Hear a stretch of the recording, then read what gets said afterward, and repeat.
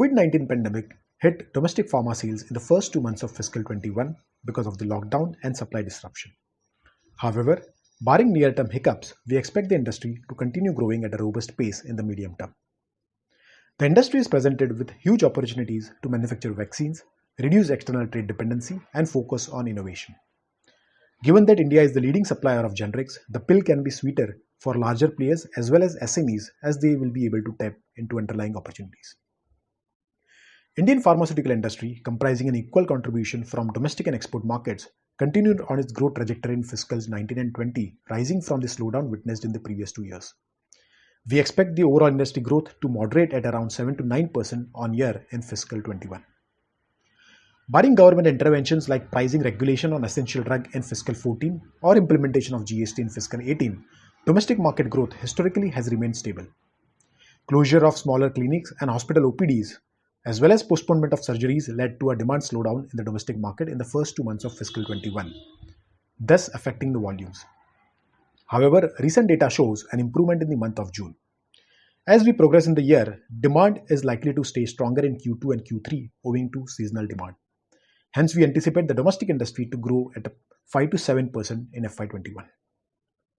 Increasing healthcare penetration in the rural areas as well as rising healthcare awareness in urban cities are some of the key factors driving growth in the domestic market. The share of chronic drugs is on the rise with increasing incidences of lifestyle-related diseases.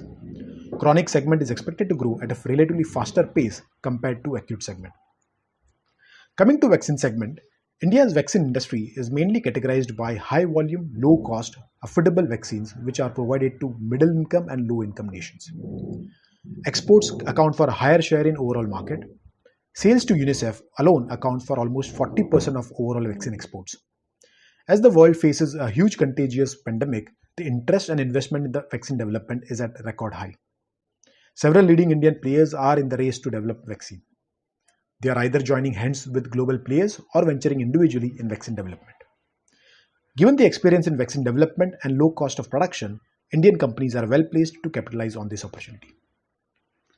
Coming to exports, India ranks 11th in the world in the formulation exports.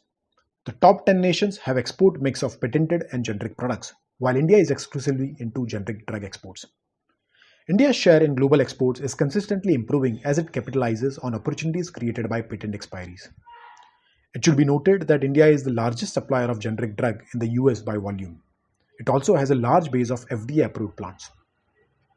In current scenario, it is imperative to understand India's trade dependency with China. China is the leading supplier of bulk drug and intermediates globally. India is highly dependent on China for its raw material needs, as more than 65% of India's overall imports are from China. The dependency is high in segments like antibiotics and vitamins, APIs. API dependency on China is high for some of NLEM products as well. The government's new scheme to promote Indian bulk drug industry, which includes providing incentive for manufacturing, is also likely to aid growth in the long term. The scheme aims at increasing domestic production and reducing dependency on imports.